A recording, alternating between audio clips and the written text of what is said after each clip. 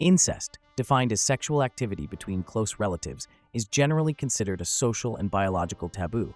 Archaeological findings suggest that early Homo sapiens avoided inbreeding, likely due to the harmful effects on their children's health.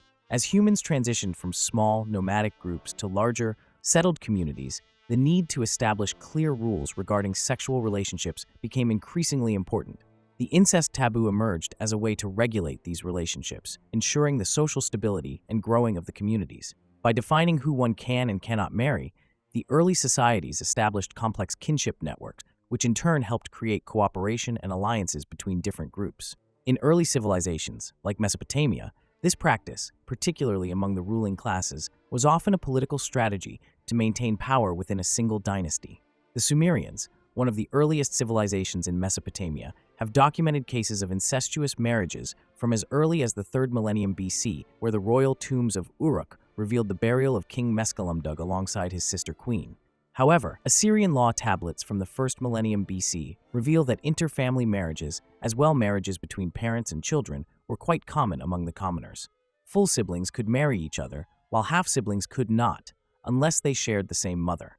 In ancient Egypt, pharaohs often married their sisters or daughters, a practice that was both religiously and politically motivated. The pantheon of Egyptian gods often included sibling couples, such as Isis and Osiris, who were both siblings and spouses. This divine model provided a theological justification for the pharaohs to marry their siblings or close relatives. Despite these justifications, incestuous marriages had severe biological implications. King Tutankhamun, for instance, suffered numerous health issues, including a clubfoot and malaria, which were likely the result of inbreeding. His life was short-lived, and he died at the age of 19. Over time, the negative effects of inbreeding became increasingly apparent. The last of the Ptolemaic rulers, Cleopatra VII, was herself a product of inbreeding. The practice also led to a complex web of familial relationships that often resulted in power struggles and conflicts. The succession of the throne was a real issue, with multiple claimants often fighting for power. This led to periods of instability and civil unrest, contributing to the eventual downfall of the dynasties. By the time of the Roman conquest of Egypt, the practice of incestuous marriages among the ruling class had largely ended. The Romans, with their strict laws against incest, did not continue this tradition either. However, the legacy of incestuous marriages in ancient Egypt had already left its mark on the genetic health of the royal bloodlines and the political stability of the kingdom. Thankfully, the Romans adhered to a strict rule of exogamy, meaning that marriages were only allowed between individuals who were not closely related. This rule was enforced through laws such as the 12 Tables, Rome's earliest code of law, dating back to the 5th century BC. However, the definition of closely related varied over time. Initially, marriage between cousins was disallowed, but this ban was lifted in later periods. I guess their cousins were just too hot, right? Their unique system of kinship, known as the agnatic system, where relationships were traced exclusively through the male line, meant that a man could technically marry his sister, provided they had different fathers. Like any system, this system was not without its controversies. For instance, the famous case of Emperor Claudius marrying his niece caused a significant scandal in the country. Claudius had to change the law to allow this marriage. The Romans also had a tradition of sacred marriage, or hierogamy, where the king would marry a goddess or a priestess representing a goddess. This tradition, which was common in the ancient Near East, was often interpreted as a form of divine incest. And before we move on to Middle Ages, full of church's influence, let's see where the church gets its information from. According to Genesis, the first book of the Bible, God created Adam and Eve, the first human beings. Their children, Cain and Abel, are the first recorded siblings in human history. After Cain murders Abel out of jealousy, he is banished by God and goes to live in the land of Nod, east of Eden. Here, the Bible states that Cain knew his wife, and she conceived and bore Enoch. This raises a significant question. Where did Cain's wife come from, if Adam and Eve were the first humans and their only other child was deceased? The most widely accepted interpretation among Christian scholars is that Cain's wife was one of Adam and Eve's later children, which implies incestuous relationships were necessary for the propagation of the human race. This interpretation is further supported by Genesis 5, which states that Adam and Eve had other sons and daughters later on.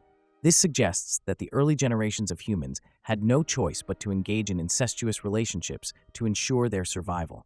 Another instance of incest in the biblical account of Lot and his daughters. Lot, a righteous man living in the city of Sodom, escapes the city's destruction with his 2 daughters. Believing they are the last people on earth, Lot's daughters conspire to make their father drunk and sleep with him in order to preserve their family line.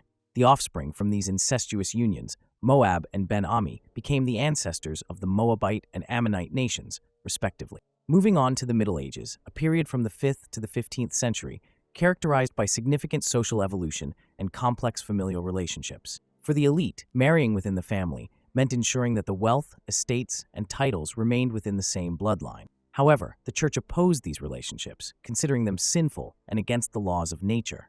Despite the church's stance, many royal families continued to engage in incestuous marriages, often resulting in complex genealogical trees and, unfortunately, numerous health issues. One of the most well-known incest health conditions from these times is the Habsburg jaw, a genetic jaw deformity caused by generations of inbreeding. The Middle Ages also witnessed a shift in attitudes towards incestuous relationships. The church's influence was growing, and its opposition to incestuous marriages became more pronounced. The church's stance was based on biblical teachings, which condemned incest as a grave sin. The most significant change came in the 12th century with the Fourth Lateran Council, convened by Pope Innocent III in 1215. The council decreed that marriages were only prohibited up to the 4th degree of lineage, instead of the previous 7. Despite the church's efforts, incestuous marriages continued, often with the tacit approval of the church itself. The church's moral authority was thus undermined, and its credibility was damaged. The situation contributed to the growing calls for reform within the church, culminating in the Protestant Reformation in the 16th century. The Reformation led to significant changes in the church's practices and attitudes towards marriage, including the strict prohibition of incestuous marriages. The rise of nation-states and the decline of feudalism led to a shift in power dynamic. The nobility's power began to fade, and the need to maintain power and wealth within the family became less pressing. As a result, marriages based on political alliances became more common, often involving families from different regions or countries. The church also started to educate the public about the dangers of incestuous relationships, including the health risks and the moral implications. Despite the decline, incestuous marriages did not disappear entirely. They continued to occur, just less frequently, and were often the subject of scandal and controversy. These marriages were increasingly seen as a relic of the past, out of touch with the changing social and moral norms. This shift laid the groundwork for the modern understanding of marriage, based on mutual consent and love rather than power and wealth.